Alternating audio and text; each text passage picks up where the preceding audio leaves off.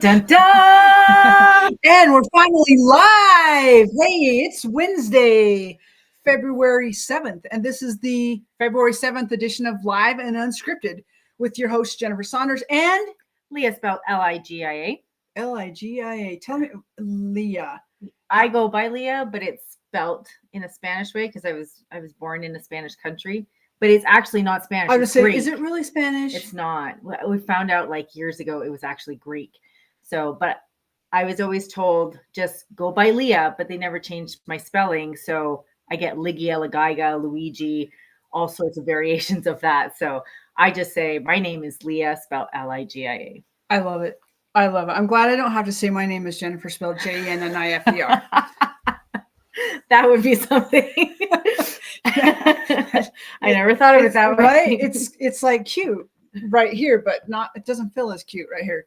And our guest, like, if she introduces herself, hi, my name's Lisa, Lisia. It might make it a whole lot easier though, like, because names different, right? Pronunciation of names, even some common names that get spelled in funky ways, and I'm like, I don't even know how to spell your name. Sorry. Like, it might make it. Maybe we should just start a new trend. There you go. I love it. Hey, we're so excited to be with you today and to have our guest, Lisa Franklin, who we met in Paris. I wanted to say Paris, Idaho. No. Paris, Ontario. And up in Canada over the holidays. And just, I don't know. I just love it when I meet people who they just glow, like their personalities just glitter, and you know they have a story. And she was serving amazing gelato, which that helped a whole lot. And her glasses were super beautiful conversation starters. And I just love when I have this like few minutes of conversation, and then all of a sudden the words just, I feel them bubbling and forming and like, bleh.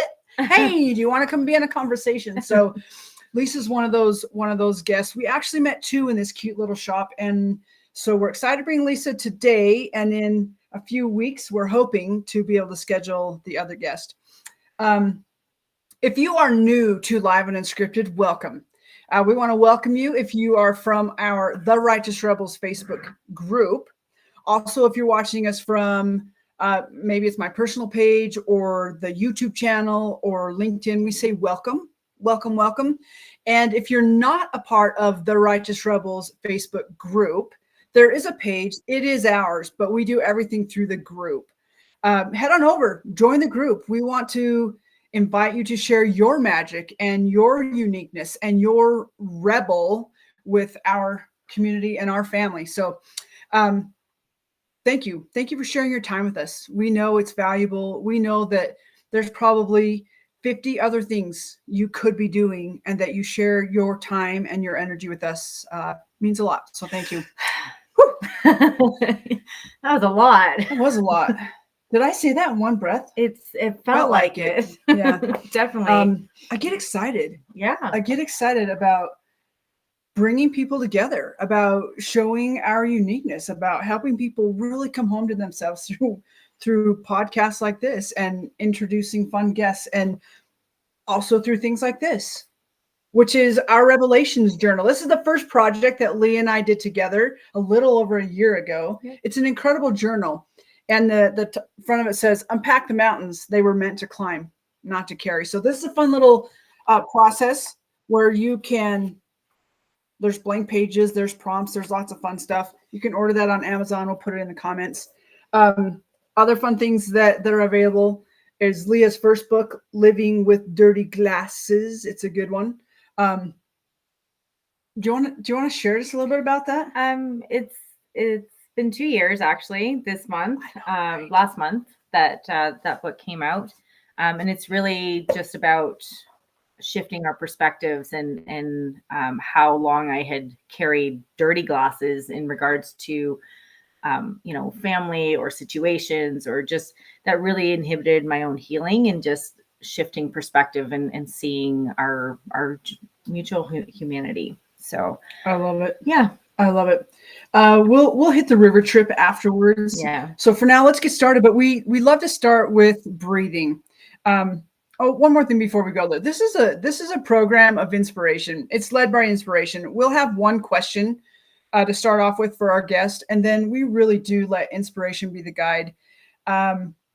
These conversations mostly happen without knowing really anything of the person, and so it's an opportunity to practice getting to know people live, like, and unscripted, and just how that process can work if it's something that you're uncomfortable with, or and to recognize that people are only strangers for a moment. And so inspiration is our guide here, and we just want to invite you to let go. This is where the breathing exercise comes in that Leah's going to lead us in. Let go of everything that's already happened in the day, and to let go of everything you think is going to happen in the day. Let go of your planner, your organizer, whatever's going on in your brain, and just be right here, right now with us, and share your inspiration to the conversation. So, Leah? Yeah, we're just going to take a second to breathe. It's like Jen said, it's a great way to reset and refocus in the next phase. I think of like slamming doors. That was one in our family, was like, before you would go into the house, you'd slam your car door, and it was kind of like a trigger to reset. Like, I'm entering a new situation. I leave work behind, and I've never heard it that way before. I've heard it like before you touch the doorknob. Yeah, it's kind of like that. Resetting, like, wait, I'm going into a different situation. Don't carry the shiz with me inside the house. Kind of the same thing. Yeah, kind of like that. Because when I hear slamming doors, I'm like, I'm like, oh, well, well, maybe it's a way to like let go of some of that stuff, and you know, like let go of the frustrations of the day. And gotcha. I know this person like would slam the door often if it was a really frustrating day. And it was like car doors.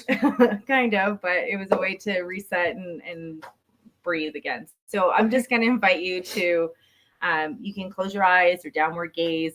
I like to put my hand on my heart just because then I can feel it. And this is really an opportunity to just get back into your body, slow things down, pay attention to your breathing, pay attention where you feel, what you feel in your body. So downward gaze or close your eyes and just take a deep breath in. You can count to 10 if you want, and then hold it at the top. So, you know, practice. I don't know how to do this and talk. Maybe I just won't.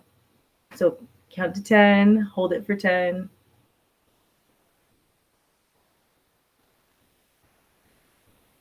Let it out for 10. If that feels like too long, like it does for me, 5 is good too.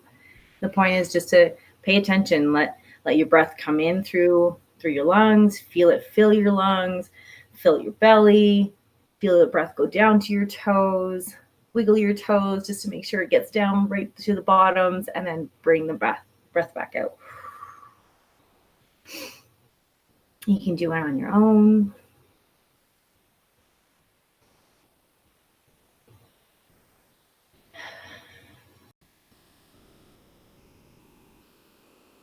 Okay.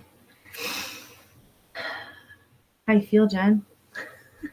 That feels pretty good. Like, sometimes my mind, when I'm counting the things, want to get caught up on the numbers. But what I noticed today is like the breathing in part, how much I just want to like take that gulp of air, and like by the time I get to 7, I kind of don't have enough room to fill more, and how I could even slow that down a little bit and do it in 10. It's easier to hold it for 10 and to even let it out for 10, but to like take it in. I find that challenging too. That I want to rush that. Then I think, oh my gosh, how many other things, amazing things in life do I want to rush? Because instead of just like breathing them in slowly and letting them become a part of me. And so I really appreciated that today. Thank you. I really also felt I could feel the heat of my hand on my, through my clothing, through my chest, and the weight as I have one foot standing on the mat on the floor and one foot on, I could really feel that differential today too as well. So yeah, thank you. I appreciate that. Well, why don't we ask our guest Lisa what her breathing experience is? Get us started today. Hi. Hello. Welcome to Live and Unscripted, Lisa Franklin. Hi, thank you. Thanks for having me. Tell us about your breathing experience today, or if you have things to share about breathing in general. Well, I think breathing is great. I think everyone should do it. It's wonderful. Highly recommend it. Yeah, I'm kind of very so I'm very big into yoga. I've done my teacher training, all that stuff. So it's definitely something that's important to me, but I'm not good at it in the sense of like you were just talking about. So I just kind of early on just decided to sort of do it at my own pace, whatever feels good, because I also noticed that every day is different. So Right. capacity is very different from day to day. So yeah, I enjoy it, but I'm a bit of a rebel when it comes to the breathing. I love that I'm going to call it an admission though. I love that admission of humanness, that we learn these things and, we're taught them in a specific or certain way or ritualistic way. But I really appreciate what you said of every day's different and I got to do it in that day of what feels best for me. And that's what I highly recommend for people is learning this stuff and doing it in a way that works for you. And it's not about doing it exactly like the person next to you or bringing it into a competition or like you know it better than someone else. I love the rebellious piece of like, I'm doing it in a way that feels good for me. Yeah. And it's not harming somebody else. Exactly. Yeah. Yeah. And I mean, I think the whole point too of yoga and movement and all of those things is to basically connect deeper with yourself. So if you can read your own body, then you're going to be able to pick up those cues and know what you need in that moment.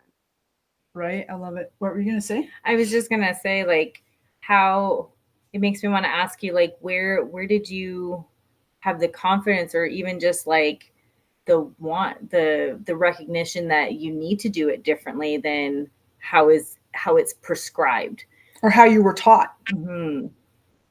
Well, I mean, there's probably a lot of answers to that question. One of them is, often you get, Leah, you were talking about like talking through it. You would have teachers that would talk a lot and often would, it's funny because I mentioned this to a friend the other day, take a deep breath in. And then while you're here, think about being in this pose and doing this and being aligned and this and that. And it's like 45 minutes later, we get to breathe out. It's like, I just couldn't do it. So I'm like, okay, well, either I die or I breathe the way I need to. Like sometimes you just have to adapt for survival. Oh my gosh. Because there is teachers that are out there like that, and if you're one of those people who is very, and I used to be that person, I have to do exactly what I'm told, otherwise, bad things happen. That piece. So like it became really difficult, and so I had to make a choice. Like, how silly is this to pay attention to every instruction when it doesn't necessarily make sense? So that was sort of part of keep you alive. to stay alive, to breathe. But then also, the older I get, I stop really caring about what other people think and what they tell me. So I kind of just do what I need to do because that's the best thing for me. And that has come from just a lot of stuff that's happened in life as it does. So, and there's the freedom that comes with not caring. There really is. So. Right. I want to get totally more into that part of things. And so let's remember that just like, let's just put a pause on that. Yeah. And like not caring what people think as we get old, because that is the thing. Like I remember turning 40 and being like, it was like something switched. It's like, wait, like I didn't feel old. It wasn't the over the hill stuff. It was the like, whoa, I need to stop caring because if I do the rest of my life like this, it just isn't going to work. So we have one question. We're going to go and we're going to start at the beginning. We have one question. Do you want to ask that question today? Okay. Lisa. Lisa, are you ready, Lisa? Is that the question? Yes. No. Yes. What were you like as a kid? And what did you want to be when you grew up? I love that response. I know, me too. It's my favorite. When people have that response. Because you're all waiting for like, oh, what is this question going to be? And you're like, oh. Yeah. Not at all like I am today.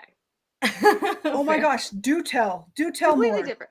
Well, again, I just was the sort of person that, wanted to always be a good kid, always wanted to do what I was supposed to do, always did well in school, all of those things. I think we would have been friends back even then. I was very much I tried really hard, but I also felt very, like I do in yoga class when I'm not breathing properly. Like, is this right? Am I not doing it right? Like, I don't think I can quite fit, whatever. So yeah, so I was a pretty anxious kid. Regular childhood, I guess, whatever that is. But yeah, I mean, I was one of those people that sort of, I was brought up to do what I was supposed to do, and I sort of just went with the flow um, for a long time. Okay, so I have a couple questions. Just I'm like now my curious mind is rolling. I feel Leah's moving too. What the first question I'm going to ask? I'll ask them both. No, hold on. Go ahead. I don't want to forget. The second one is religion. Okay. The first one, so funny. That I wondered if you were thinking that, just because it's been something on our mind. But what kinds of things did you like to do as a kid? What kinds of things brought you joy that just gave you that like, oh, I don't have to be under the pressures of doing things right, or like what did you just love doing as a kid? Well, in that sense, I'm very much the same now as I was then. Oh, I love it. Art, anything to do with drawing, painting, creativity. That's always kind of been my thing. And like just being outside playing, making forts. I still actually make forts. I made a fort. That is rad. Like for my 49th birthday, was it? 50th, 49th birthday, I made a fort, like an escape fort, get the hell out of life. Yeah, yeah. So yeah, very much the same. Okay, now we have to come back and actually play, not just eat gelato and have conversation. Yeah. Oh, I love to play, and I do it as often as I can. Like legit. As a survival tactic. Right? Yeah. Sometimes it is a survival tactic, and other times it's just radical self-care. Yeah, exactly. Yeah. But I think people tap back into it as a survival thing, and then they're like, "Wow, why haven't I been doing this whole time?" Yeah. Right? And the recognition that when you play, whether it's fort building or doing art or whatever, going on river trips or hikes or whatever, like you actually tap into those pieces of you that then make all the other pieces better. Like you're a better mom, you're a better employee, you're a better spouse, you're just more alive. You're more alive because you're more you. You're more you. Yeah, you're more absolutely. Present. Okay, will you ask the second question? Because we both were thinking it. When you were talking about being good and following like the rules and just going with the flow, and like, was religion a big part of your upbringing? Actually, no. Believe really? It or not. No, yeah. My parents were not religious, really. Definitely not practicing. Like my dad was agnostic. My mom, I think she believed, but didn't really do much. But again, my parents were quite a bit older when I was born. So my mom actually lived in Nazi Germany and escaped. Wow. And my dad came from England. So they were both quite a bit older when they had us. So I'm a little bit different from a lot of people sort of my age, because I'm still sort of like remnants of the past, brought up very much in a household that was like living like potentially a war could happen at any moment. So, my parents were very resourceful with things. There wasn't a lot of waste. We were very modest with our spending, things like that. So it's just like that mindset really, I think, played a big part in who I became in the sense of my responsibilities. And do you feel like, go ahead. I was going to say, do you feel like oh my gosh, we're amazing at this. Glitching. I will pause until you finish your statement. I don't even remember what I was saying, so please carry on. Sorry. I was just thinking, like, as you're talking about that, and like I'm trying to imagine being in like growing up like that and having my parents have those kinds of histories. And so it's I'm finding it really curious, like when people say things to us like you did, of like, I was a rule follower, I was very self-aware, all those things. Do you feel like maybe some of that, and a lot of times when I'm talking with people, it's coming through various religions or social constructs that way. Do you feel like maybe part of that for you was the rule following, was your parents' fear of like you had to follow the rules because it actually could mean life or death to you or the family? Or Yeah, like I don't think it was projected that way necessarily, but I do think like for us, school was extremely important. Like my parents, like it was a non-negotiable. Like we had to go to Yeah. school and then we were expected to do post-secondary. I mean, they were very good in sort of like do what you want to do, but for them it was super important to have religion or sorry, to have education behind us so that we could always be okay. We could always take care of ourselves. So it was Yeah. that sort of thing because they were both very hardworking people. But like I remember when my mom passed, and cleaning out the house, so much stuff that we had. And I mean, my mom wasn't a hoarder, but like it was all just packed away neatly in nooks and crannies. But like so much stuff, she just wouldn't let go of it because you never know when the rug is going to be. And I think it was more out of the fear of stuff being taken away. Um, or that lack of security net that sort of drove them with that Sure. mindset, than anything else. But yeah, it's sort of so yeah. I spent a long time sort of, and I wouldn't say that it upset me. It's just like I for most of my life I kind of didn't really know where I fit. I didn't really know what I wanted to do. I didn't know what it Yeah. was all about, and so I just sort of like flowed along the current that I was sent on. And Which then isn't which yeah. isn't always necessarily a bad thing. No, Like, I mean, for some people it's amazing, I've heard. I guess. I don't know. For me, it has yeah, been a bit of a different experience. But yeah, for some people it's great. Okay, Yeah. what you say that it's for some people, what has your experience been not feeling like you Oh, know? like flames and explosions and I mean, yeah. Yeah. I mean, I'm being dramatic here, but yeah, very different, I love it. very, very different experience. I went to school, I got a What job, did got you go to married, school had for? kids, art, Okay, art. okay, And then again it was but because it was art and because when I went to school it was a long time ago, and the internet has opened up the creative world like a wrecking ball. Honestly, it's just smashed everything open. We didn't have any of that when I was in school. That wasn't a thing. I'm yeah. that old. So it just there was just nothing.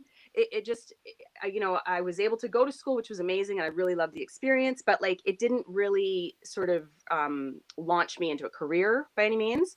So then it was sort of go home, sort of work, and just build a family. That was sort of where I was at.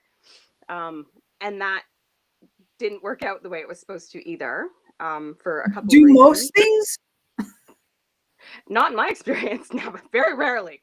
Even right? even connecting to a podcast generally doesn't go as planned. So Right? Stinking glitches at the beginning. so yeah, I'm pretty used to sort of like I always have that sort of contingency plan in place before I do anything really, because you just never know how it's going to go. And from that, I've also sort of learned to go with the flow in the sense of sort of be ready to pivot when you need to. I I love like that. that. Don't you think that like the more I talk to people and hear their stories and their lived experience, so many people say, yeah, that didn't go like it was planned, or that Yeah. didn't go like it was supposed to. And some people have the contingency plan and others are better at just like figuring it out as they're moving along. I grew up with the be prepared, have the contingency plan, have the thing. Um, I've been practicing the not having one, and that's been really scary. The surrender Yeah. piece. Um, But but do you I love find that. it liberating? What's that? You find it a little bit liberating? I do find it liberating, but also in that liberation, there's like some like, well, I don't know about this freedom. I've heard about this freedom. I don't really know about it because I lived with so many I would just say ties and different constructs that I had tied myself to. Or chose, I don't know. Some of them I chose, some of them I didn't. I just chose to Yeah. continue on with. But there is a freedom, but that freedom also comes with it has come with some angst and a whole lot of change. And yeah, Mhm. yeah. I feel you when you're like, it didn't really go as planned. I want to say, what are some of those things that didn't go as planned? The marriage was a big mistake. And I have two kids neither of which are a mistake. They're both lovely. Right. We met However, one of them. however, my daughter she was born with a very, very rare genetic disease. Like she's the oldest of 8 people in the world that we know of that have this particular genetic mutation. So it's very rare.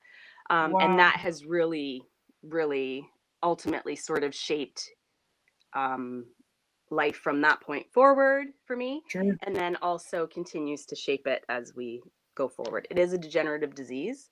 Um, and it's really challenging. It comes with a lot of behavior issues and mental health issues. So yeah, it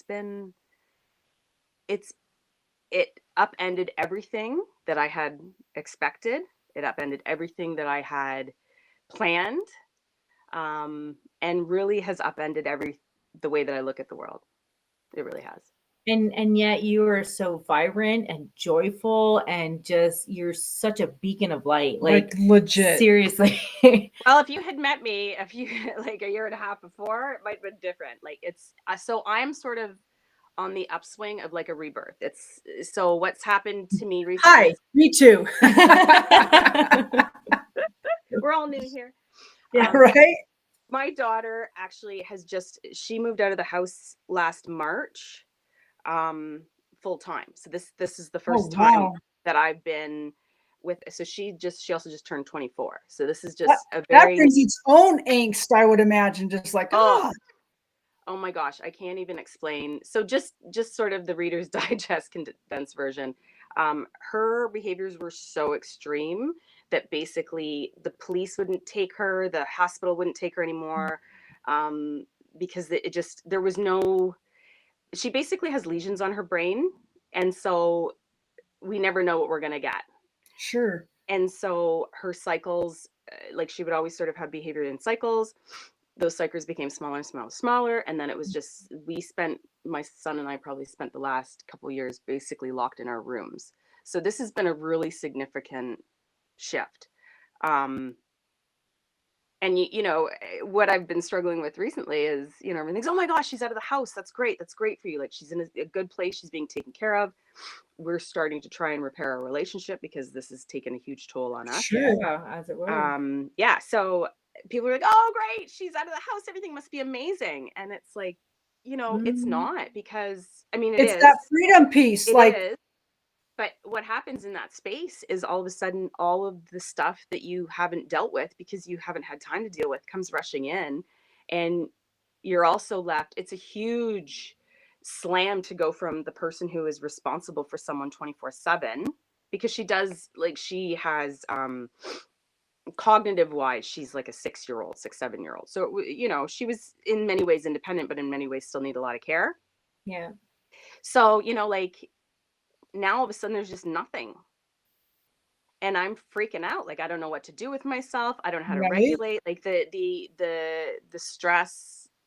Like I've basically been diagnosed with cognitive post-traumatic stress disorder. Sure. So it's Yeah. like that, to deal with that once the impending sort of crisis is gone. Nobody told me about that either. So Yeah. that's been We can a prepare you huge for that. maneuver. Yeah.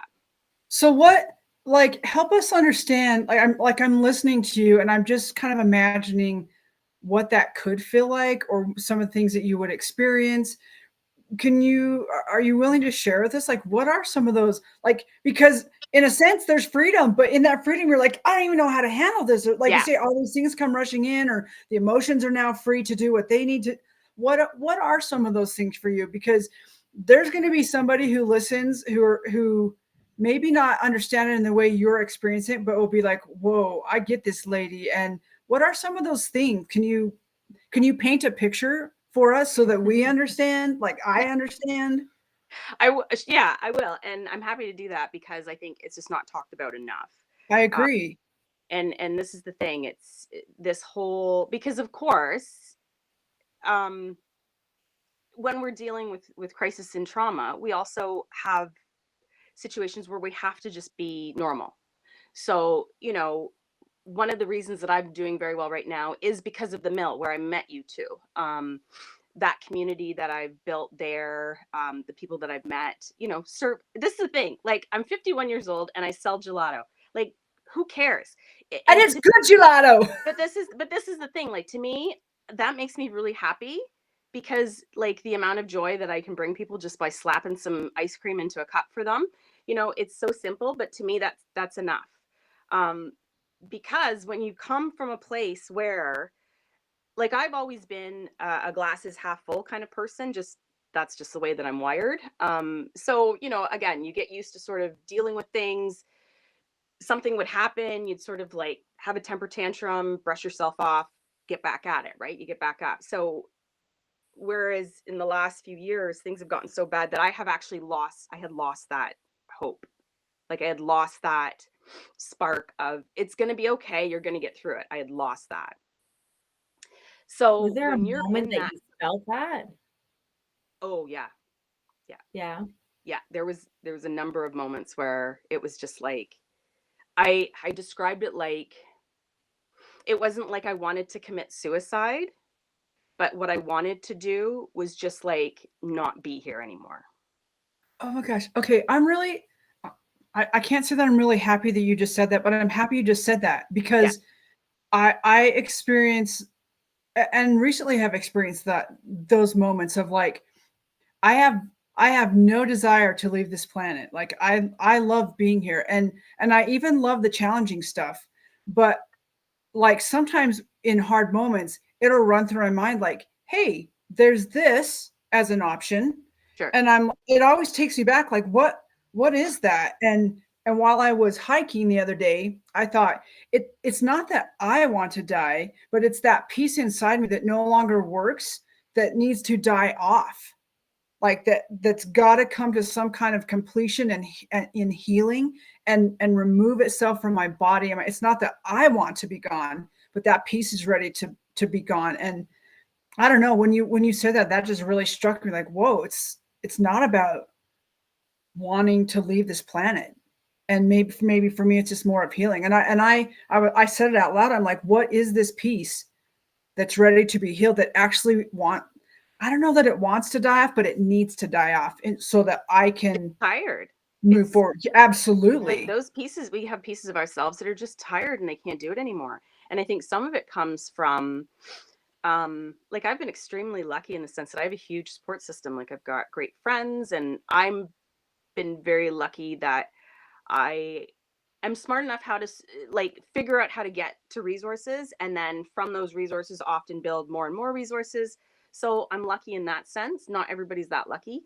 But when you reach a point where you feel hopeless, like that, though, that support system, especially when people around you are very much wanting to help but are helpless, they just can't, there's just nothing that can be done, when you're Right. standing in front of a doctor or a police officer or your family or whatever, and they're looking at you and they're like, I don't know what to do, like, so then you feel like, okay.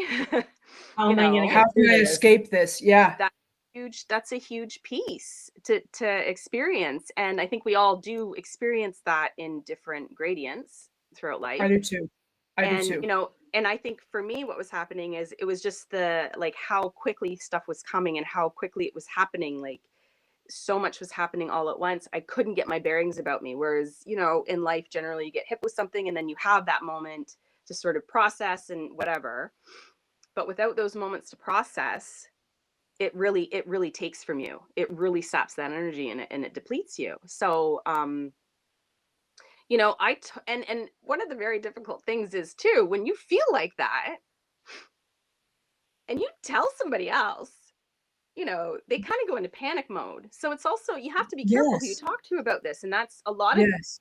also, again, where, my whole mindset about, I don't really care what other people think, is because the things that go through my head sometimes are like, oh, no, no one can hear that. But they're there. They're there. So do you pretend that that part of you isn't there, or do you give yourself the space to get to know that person, that piece of that person that you are, and maybe come to terms with it? And sometimes it might be a situation like, hey, you know what, you and I, we just don't agree, we're just gonna have to agree to disagree. That's the way it is. Yeah. And you just accept Absolutely. it for what that piece is. Like, and there's still lots of pieces of me where I'm like, you know what, I'm like, we still have a lot of work to do, but we're gonna do it when when it makes sense, like, you know, when we have the capacity to do that. Okay, so question, when you're talking about these different pieces of you, like I'm thinking back to myself, I'm becoming very quickly more and more endeared to you. And I'm now I know why, like I had those thoughts of like, I want to have more conversation with this beautiful soul. And just thank you for your vulnerability. Yeah. And trusting your heart in this space. As you're talking about the different pieces, I'm hearing you and I'm like, okay, those are things I've recently said to myself. And I'm like, I say to myself, like, is that my voice or is that someone else's voice or a construct that was given to me to, and I try to decipher. And is that something you do as well? Or how do you manage that disagreement in a way that you can move forward? So it's funny you ask, because I think that would be a really hard question to answer. Right. Except I had a conversation with someone not too long ago, and I sort of explained. I was explaining sort of where I come, like where I come from, like where my movement comes from, and it's, I try to do everything with kindness. So it's like, if something makes me uncomfortable, whatever it is, or weird, or I'm like, oh, I don't think that's right, but I don't really have a definitive reason as to why I think this is right, I ask myself, like, is the thing that's bothering you a kind thought or an unkind thought? And if it's a kind thought, it's like, okay, then you have to accept it and deal with it and, like, you know, figure it out. If it's an unkind thought, then maybe it's time to sort of reassess why you're uncomfortable in the first place. So, like, when it comes to myself, and there's a piece that I hate, you know, like, you know, and again, I'm going to say this because It's I think it's honest. important. You know, when Oh, you have children who are sick, and when you have children who are challenging, there are days where you say to yourself, what the fuck did I just do? Like, why did I have these children? What did I do? And I spent a long time being very upset with myself for those thoughts.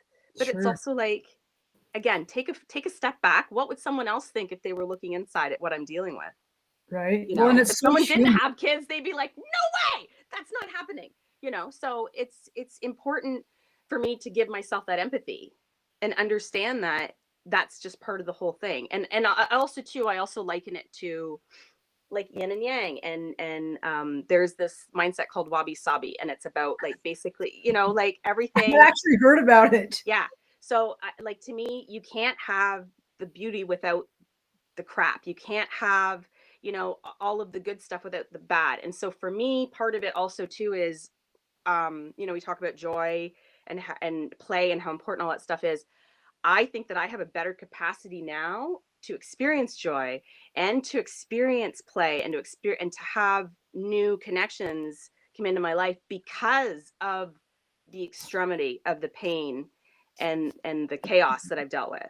Like, I feel like, for, you know, and because I see this too, like, I've worked retail my whole life and I watch people. There's a lot of zombies out there. And all those people that are walking around like zombies, it's not because they don't care, it's because they probably cared so much it hurt and they just shut yeah. everything off. But if Oh, you that's shut down so true. the capacity for pain, then you're also shutting down the capacity for joy. And so, Wow. Amen. That I love, love, love, love that you just said that. That was such an important thing for me to learn.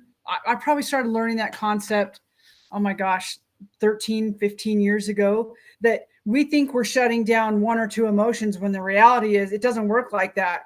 It pulls everything down. everything You down. Yeah. numb one area, you're numbing all the areas. You're shutting down one, you're shutting down all the others. And so thank you for bringing that point out. It's, man, it's such a real thing, and it's such a human thing too. Like, Well, and I think it there's so much in our society too. Like, I went on medication at one point, and you know, I would never knock medication. I've used it. My daughter's used pretty much everything out there. You know, there's lots of benefits to medication. But when I went on it, what happened was, you know, I was at a point where I couldn't, like, I felt like I wanted to vomit all of my feelings out. It was so bad. So I went on medication, and it was like I felt dead. I was just walking around like, you know, a styrofoam head. And I said to my doctor, like, how long is this supposed, like, how long am I supposed to be on this for? And he says, well, long term. And I said, no. You know, like, I get it. And it was enough to reset me, to sort of get me sort of into the next cycle or season. I kind of look at things as seasons. So it's like it got me into the next season, and I was able to sort of like get over that hump when I took that medication, because it took that the extremity of those feelings away. However, that's, I think, probably a good one of the around the time that I started realizing like this is not an option for me.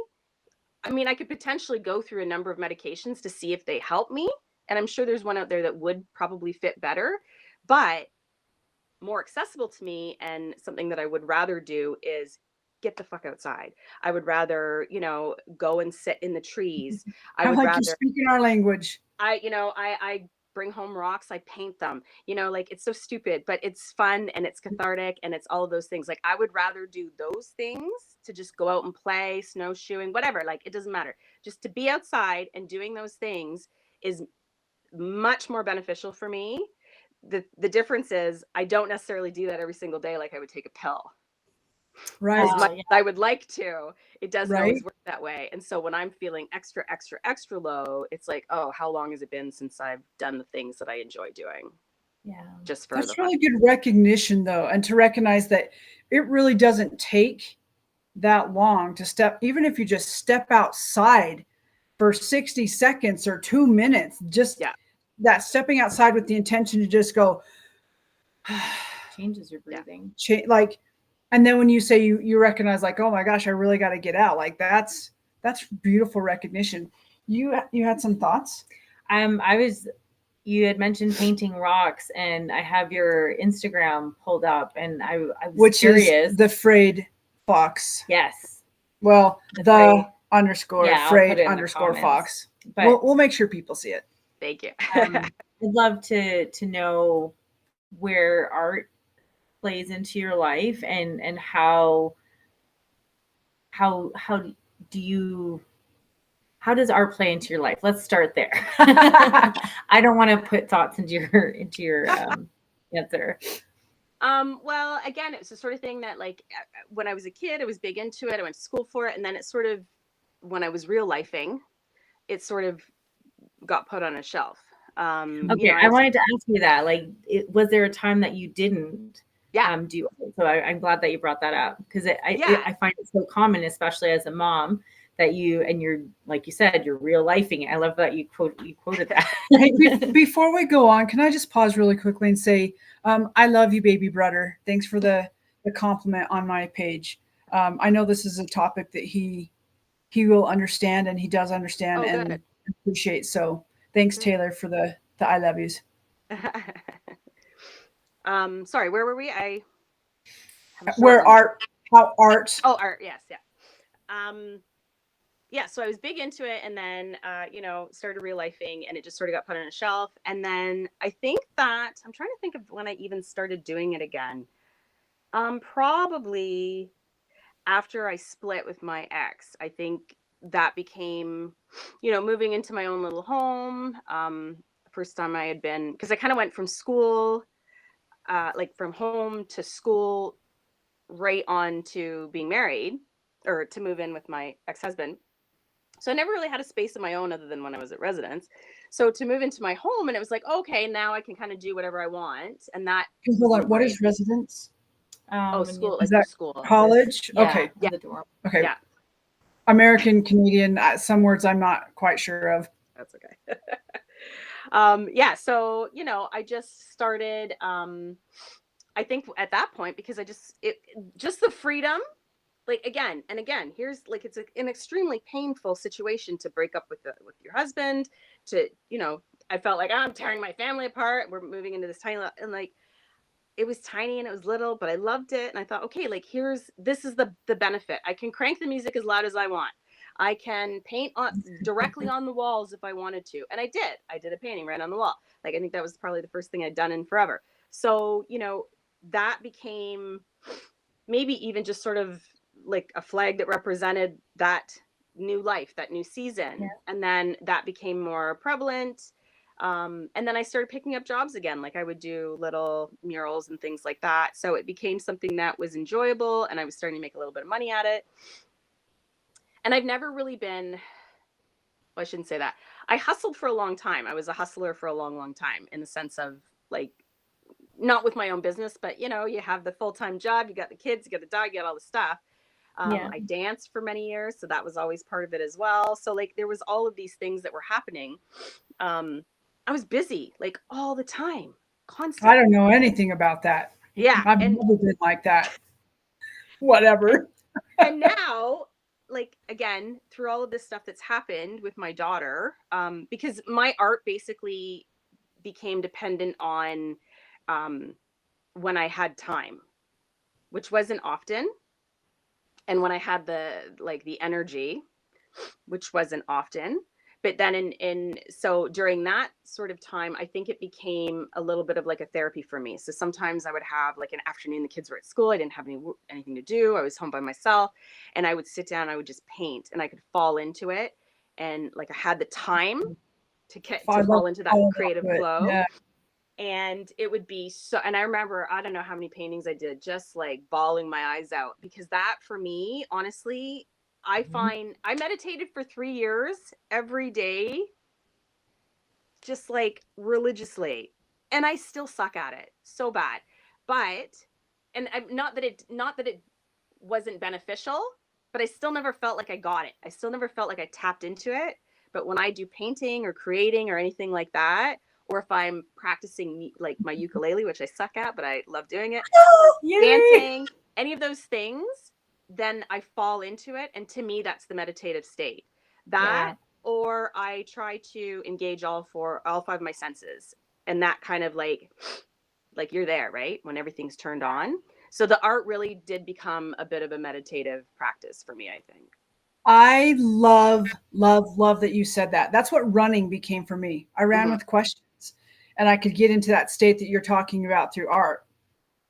That's very much when I hear you talk about like the glass is half full, and you know, I would struggle a lot with chatter, and art for me, whether it's watercolor or you know any form, really it calms that chatter. It just shuts it out for me, and I can just get into the paper or whatever the medium is, or the ukulele, or you know, it's amazing how it quiets that. I was going to ask you like where does chatter play in your world, and how does that work with art? Like, do you find a difference there? I love the smile.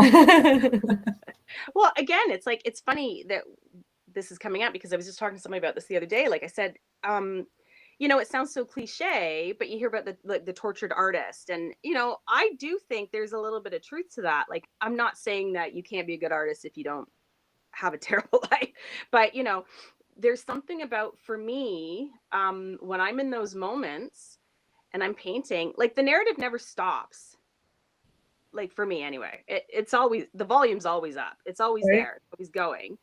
But I feel like when I'm in painting or doing something that I very much enjoy, and I'm very present in that, it's like they're there, but it becomes like the ticker, right? It becomes the ticker just on the screen. So you're kind of glancing at it once in a while, but you're not absorbing it. You're not really engaged in it. And I find that during those moments, that's when I sort of sometimes am able to come to grips with things, or sort of come to an understanding about how I should move forward with things, almost because I'm like half listening. Yes. Oh my gosh. Yes. I love that you're saying that. It's like, and sometimes it's one of those realizations where you're like, okay, shit, this sucks. And I'm going to have to do a hard thing. But even in that moment, it's like less about, you know, like it's more, okay, here we moving go. through you. Yeah, and I find it's a much more settled way of just sorting things out. And I mean, it doesn't always happen that easily, but I find that those big sort of epiphany moments, that's when they happen.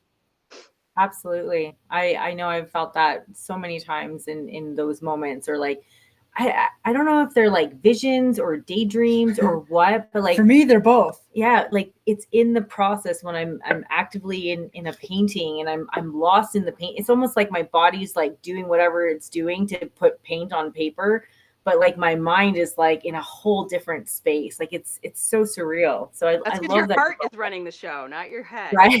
Right? That right there. Like allowing our hearts to actually be in charge like they were designed to be in charge. Yeah, exactly. Yeah, for sure. And I feel like it's challenging. My experience is we live in a world that doesn't honor that piece. I believe we're moving more into that, but it's I think we are. I don't know if everybody is. Right. Well, and I love that what you just said. Like we talk a lot about, bringing people home to themselves, waking up the zombie, because we're like the living dead most of the time. But that piece of, oh, now I just forgot it. What did you just say? We're encouraged to be zombies. Yeah. We absolutely. That's exactly it. The numbing, the TV, the shopping, the never enough. Like we're encouraged to shut off and just go. And P.S. There's nothing wrong with any of that stuff. No. It's the degree and the intention with which you do it. It's you know what it is for me? The thing that really pisses me off is looking back. It's like I never had a choice. When I was a younger person, I never had a choice. I didn't know there was forest school out there. I didn't know that there was, places that I could go, that I could be absorbed in art and music and dance all day long at school. And I could be learning about that instead of, the stuff that I don't remember because I didn't care about it when I was in school. Right. It's just like the way people learn, like, don't even get me started on that. That'll be another.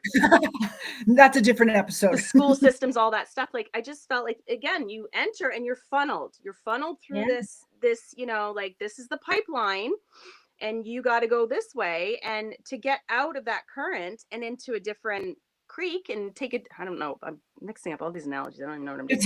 Keep talking. How do you get out of that? And so for me, it took extreme crisis and like bad things happening in my life. So I look at that and I go, oh yeah, that was rough. But like, what's the gift from that? The gift is like, now I have so this is my thing now, because again, I'm like in my 50s now, just crossing over. So this is also like a pivotal moment, in the aging process. And I'm like you, I don't really care. But of course, a lot of this crisis happened right around the time that I turned 50. And it just sort of throws you off and you think like, can I do this? Can I keep going? Like, can I keep, and like, what's the point? Like, oh my God, I've only got 20 minutes left. What's the point? Like you feel there's a lot of weight on you and you think, so, but then again, let's just talk about all the weird stuff. Perimenopause. Like, let's get right into this. All of these things are happening. I'm so loving you right now. Like my body's changing. All these things are happening. So that I want to start a movement. And this movement is embrace your inner witch. Okay. Inner witch. Write it down. Yeah. Embrace the inner. So this is my plan. My plan for long term is to embrace my inner witch. I'm going to move to the forest and just take lovers. That's all I want to do. There you go. Okay. So it's because I think too, like this witch word comes up so much as such a negative thing. And yet, what does it come from? It comes from unknown power. It comes from doing things differently than the norm. It comes from being a little weird, a little crazy, and maybe not as neat and tidy as you should be, right? Right. Same with Rebel. Exactly. Like when I created Righteous Rebel, at first it was just Rebel, and I'm like, oh, that I did it partly because it made me go, hey, I had to look at some things. And then all of a sudden it like came to me like to put the word righteous in front of it. And I was like, what the?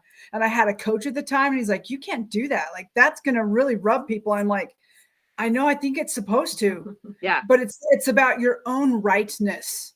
Yeah. In being like, I love this. And accepting the dirty bits too. And the Yes. bad thoughts and everything. Like, yes. We all have a witch inside of us. Like, we all have that part. We all have a rebel inside of us. It's how much we allow it to surface. I love that. What is you used the word kind earlier, talking about if your feelings and thoughts came from kindness or from, and I don't remember the other word you used because I just got stuck on kindness because that's a big thing for me.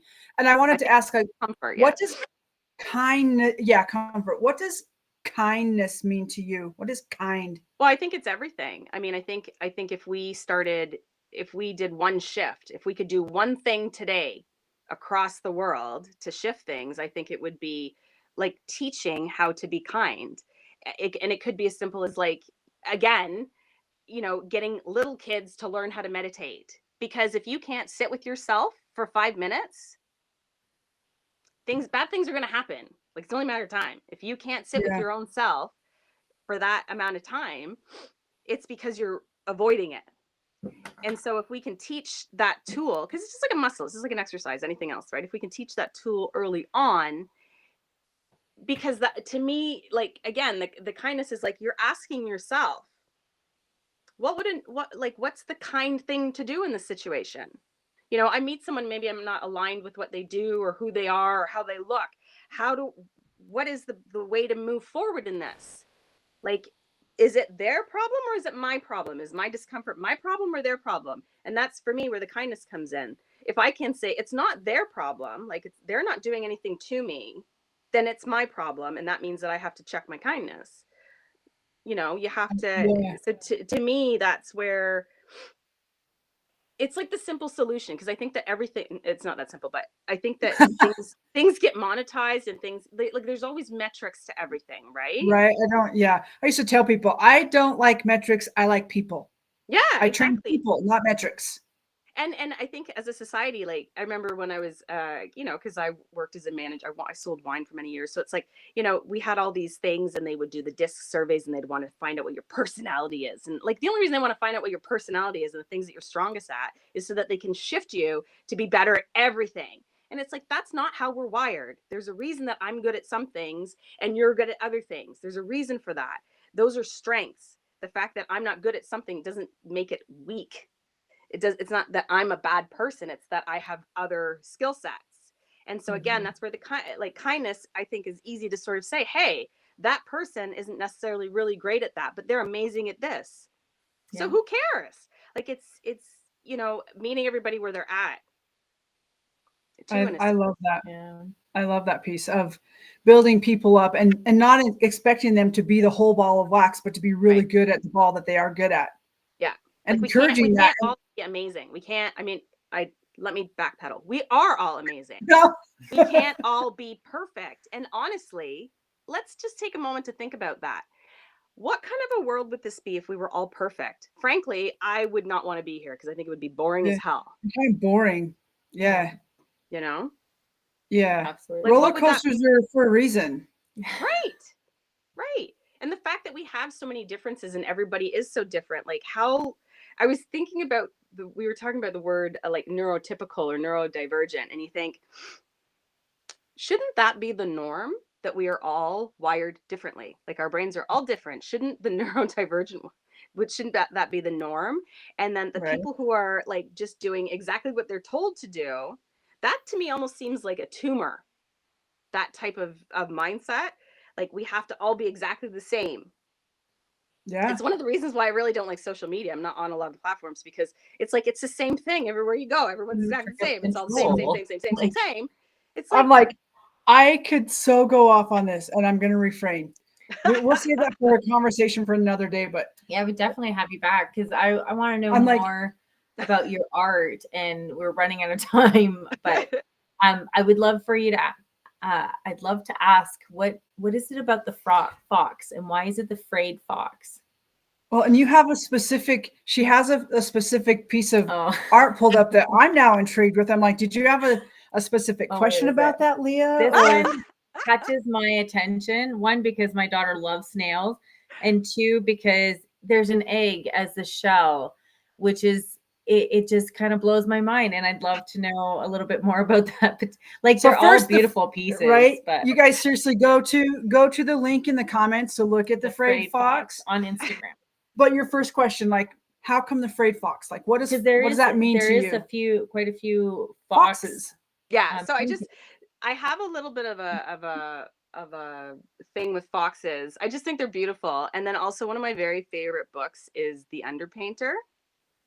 And Oh, there's a fox in that book, and it's just very much about, it's, you know, it's just an extremely sad and tragic book. Like, I highly recommend it if you want to cry.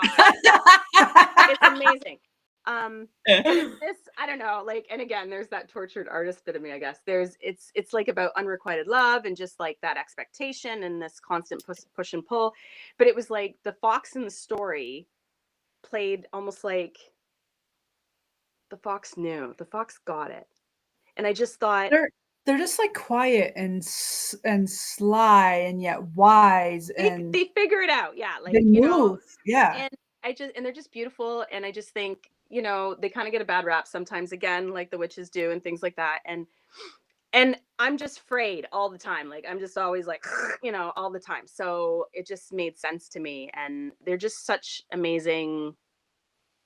There's just a lot of Have you mystery. ever have you ever looked up? I know I glanced over earlier before we started and observed Leah looking up the spiritual meaning of fox. Have you ever looked that up? Oh, probably. I don't remember though.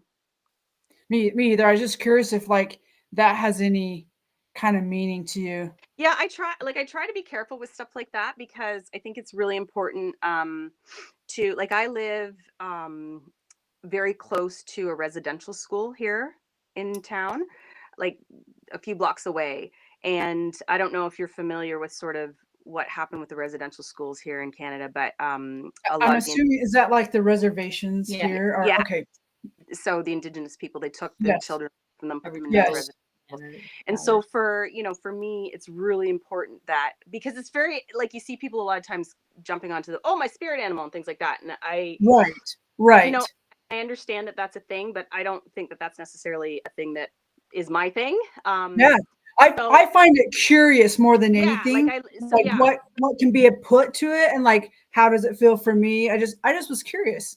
I yeah, appreciate no, you and I do, bringing that I up do though. very, and the thing is too, it's like there's so much of me that wants to sort of align with that. But I also try to think, sometimes it's nice to just sit back and observe and to see. And so, like, I sort of look more towards, like, I try to take a lot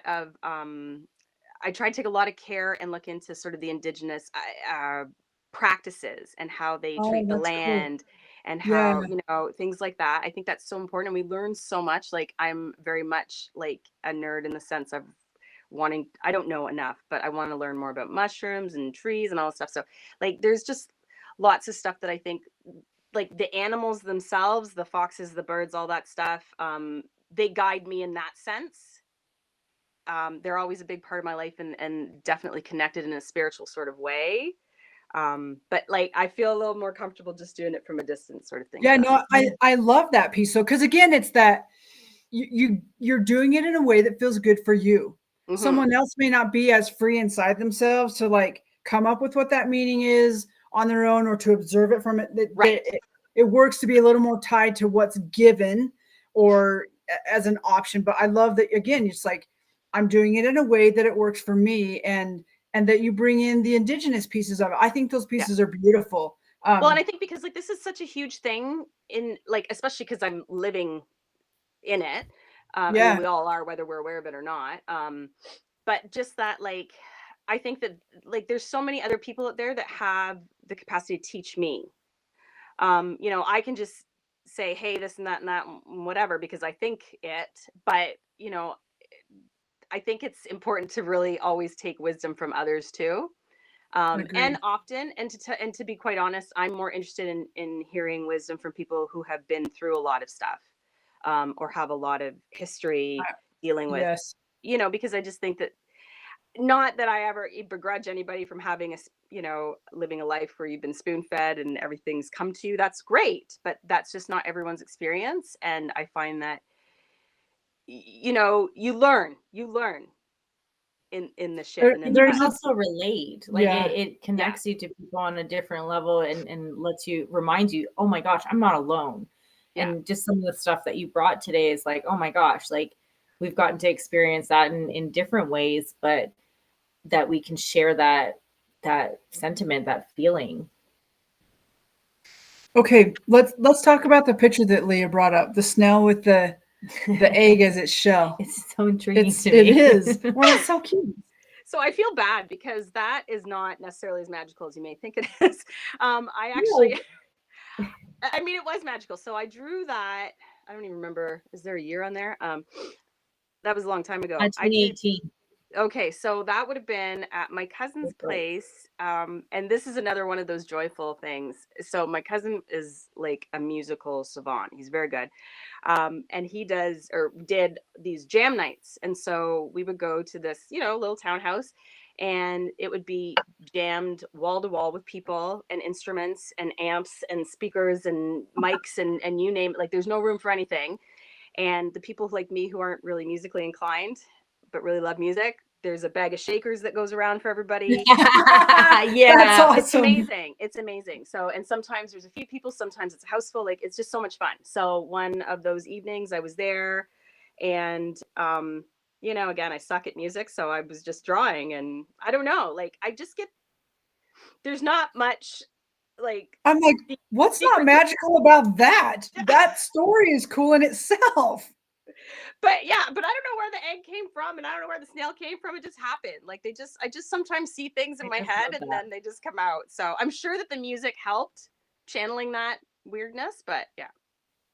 Well, and again, I appreciate that you're like, I'm not sure, it was just there, but that it's left up for interpretation. Yeah. Like we can look at that and be like, oh, I think this and I think that, and it feels like it's so cute. And honestly, I love that. I love like when I do my art, it feeds me what I need it to. Yeah. But then it's not mine anymore. So, I want everyone to sort of get what they want from it. You can make it your own. That's such a beautiful concept. And I think honestly, it's one that I struggled with for probably most of my life, is that, well, I created it, it's mine. And forgetting sometimes, like, I'm just the conduit. Mm-hmm. I'm just the conduit for those things to come through, whether it's a creative piece or a musical piece, or I'm doing energy work or whatever. That I am blessed to be the conduit for all that stuff to move through me. And that when I allow that, it feels, I don't know, it feels more smooth and peaceful. And I feel like greater beauty comes out, because then I've like removed myself out of the way. And your attachment. And my attachments. I love that you just talk about letting it go. Yeah, all of that. Yeah. And then just the letting it go. It's like, I did my piece and now I can let it go. Sometimes I still have to do this. It's like, oh, it's hard. And for me too, it's hard because I never want to sell anything. Like I feel I'm like very bipolar with it. Like I don't want to let it go. But then I also I want people to just take it. Like if it makes them happy, I want them to take it. So I'm a terrible businesswoman when it comes to that sort of thing. So I have a pop-up market tonight. I'll probably do terrible. But I like wait. No, you're going to do great. Amazing. But I did learn something. So if I have a piece that I'm particularly sort of stuck, it's just sticky and I don't want to let it go, I take it with me and I put an exorbitant price on it. I'm like, there you go. No one's gonna buy that, right? Yeah. Because I had a fella say to me once, he was an artist and he did beautiful things, and he says, never undercut your work. Always charge what it's worth, if not more. And he says, because it's not about the talent, it's not about anything else. And I get this too. Like when I look at something, if it brings me joy, I feel like I viscerally feel it, like it's clamping onto me. Like that is not it doesn't matter at that point. Then it's like, you have to have it. So he's like, people will buy it. Like if they want it that bad, they're going to do what they need to do to buy it. So, I try not to be a dick, but there is paintings that I might like. If you see something that's like marginally more expensive than anything else that I'm selling, it's probably because I don't want to let it go. Yeah, I love that. Wants it that bad. What's the price that it's worth, or what's the price that it's worth to me to let it go? Those are two different things, right? Oh yeah, I love that. Wow. Okay, I would like to have a report back tonight of how much energy is exchanged and given back to you via dollars through the gifts that you put in people's hands tonight. Well, I don't anticipate. We're just doing a little mini pop-up at the mill where I met you. Yeah, we're just doing like a little mini event. So don't back away from this. Don't you back away from this. All right. Did you see her trying to wiggle out of that? Totally did. Lisa. I told you I'm not a good businesswoman. I warned you. No, that's not true. That's not true. I don't believe that. I have an understanding of putting a price, and I could say I'm a horrible business person because I want people to have the things, but the reality is I got to pay my bills. Yeah. I got to have food on my table. I've got to be able to have, fuel in my vehicles, and that's an exchange of energy via dollars It's for the true. services that we do. So I hear you, which is probably why I feel like I can say, hey, hey. Okay, that's fair. That's fair. Yeah, I think there's probably a lot of us out there who are Come back around. creatives Good job. or energies, and it's I like that energy exchange. It's not going to be $100. It's going to be 100 energy points. yeah, There you go. yeah, you do it in a way that feels, because you're providing. It's just an exchange, Yeah. and wow, I'm gonna be Honestly, I'd excited like to to go see. back to bartering. I'd love to barter with, like, I love to do stuff like that. Somebody makes something that I love and we swap out. Like, that's my ideal way to do things. But I think that's cool too. yeah, I think that's cool too. You want to bring us back? Oh my gosh, I'm So excited. many things. Like we could probably We keep could talk keep forever. talking. We do have another thing we've got to leave for here in just a little bit, but do you want to bring us back around? Yeah. Lisa, I'm wondering, like, what's some little tidbits or big tidbits or whatever what are some tidbits that you want to share with people, like words of wisdom or things that have helped you on your journey? Let's do three things that you would want to share with someone listening about you, your story, things you've learned. how to get through shit. yeah. Yeah. I think, first of all, whatever you're thinking in your head, no matter how crazy or terrible it is, it's fine. You're fine. Like, have the thoughts, lead with kindness, you'll be fine. And just it's okay. Get outside. I mean, I know this isn't, I hate to do this because I feel like everyone's very different, but I really do think that nature is healing and it's full of magic. And if you go exploring deep enough, you're going to find some amazing, crazy magical things. And then play. Don't ever stop playing. Like, I did literally make a fort, in my living room on a bad day, and I stayed in it for 3 days. So, like, it's silly and it's stupid, but think of, like, I thought the reason that I did that was I thought, like, oh my God, when I was a kid, I used to just, like, be under the table. I'd climb under the dining room table, and it was like my favorite place. And I'm like, well, let's just build this then, and sometimes the ridiculous stuff gets you laughing faster and just gets you healing faster. So, sock game. Yeah. I so want to just challenge the ridiculous piece. Me Because, too. like, at what point do we tell ourselves we can't do those things, or those things are only for kids? Like, that was very much part of why I got away from art and being creative, because I'm an adult now, or I'm a teenager. I'm too cool for that stuff, like, and I just didn't feel like it was for me. And I really challenge that. Well, but that's why, like, if you're looking at something, you're like, oh, gosh, that is so ridiculous. I think if that thought crosses your mind, then you kind of have to do it. Right? Yes. Like, if it reaches that status in your brain, then you gotta do it. 'Cause that's like, come on a river trip. Do it. There's so many ways to do it. It's simple. Like, go and jump in a puddle, whatever. Like, it's so stupid. Blow bubbles, and you can put watercolor in your bubbles. Yes. Blow it against whatever. The paper. Go get googly eyes and put it on the boxes at the grocery store. Whatever. Like, do whatever you want to do. Them on a race. Yeah, like, there's just like 100 billion. Like, go and hang out with some bratty kid. They'll give you lots of ideas on how to play. You know. Right. I love it. It's so true. Oh my gosh. I have such a better idea of why our souls connected over the gelato counter. And I'm really grateful, like, that we walked into that market that day, and just the I don't know, it just had this incredible feeling to it that was just the like, does. Yeah. And we walked to the different booths and we met some cool people, but there were a few that were like the guy in the place next to you that has the barbecue place. Oh, Jim. Yeah. Yeah, that guy over there. You know, we got some yummy root beer from him, but we were standing at the counter and he was doing dishes, and I was just watching him do the dishes. And I love doing dishes, actually doing them myself. I don't use my dishwasher, and for a lot of reasons. And I told him, like, it was so cool to watch you do dishes. And we had this beautiful conversation of like how the power of actually doing the dishes. So I just You There's can just a make it different meditative. mentality. You can make it meditative. absolutely Yeah. you can. Absolutely can. And an adventure and playful. Yeah. So There's I'm just bubbles. grateful that right. The bubbles are amazing. That's a whole nother conversation for another day. I have lots of stories about bubbles, but I think of the florist we ran into too. yeah. We chatted with her in the corner by the window. I Hannah? don't remember.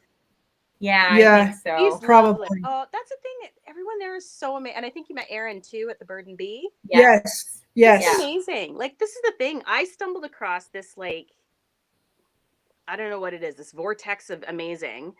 Yes. That's what it feels like. It does. It really does. And that, because, you know what? Because it's a play, and I think Paris in general is like that. It's just a little bit I think I could live there. Yeah, it's really cool. If you ever want to, there's another place in Canada called Elora, and it's very similar. Yeah. They've got the big gorge there. It's beautiful, but very Gorgeous. similar, really artsy fartsy. Everyone's a little different. Everyone's a little weird. All the weirdos are welcome. I call it the island of misfit toys. Like, we have a great time. But it's just, but honestly, like, they're my tribe. Like, it's like everyone's so amazing, and it's a lot of very, you know, small business, like entrepreneurs that are just like sweating it out with all of their heart and soul, and they're just very authentic people. And I find that's what I struggle with, is finding places where there's a, like, that concentration of authentic people under one roof.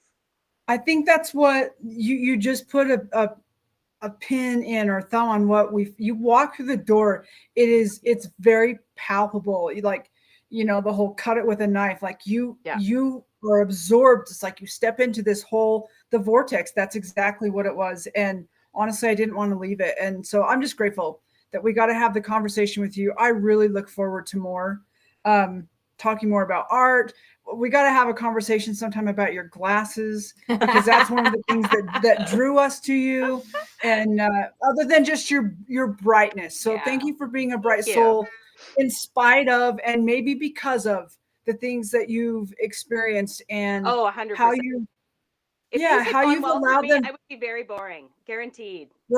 Yeah, but just how you've allowed them to shape you and mold you into this vibrant soul, instead of, and I know you said you've had moments of feeling like you lost that, or you lost hope, but that spark that's in you, that the movie Elemental, the blue flame, like the flame is still sparking and glowing inside you in those moments. And so just thank you for being the beautiful human that you are, and for what you bring to this planet, and just the little bits that you've brought to me and to Leah. And I just look forward to more. Like, so love it. Thank you. Do you have any last thoughts?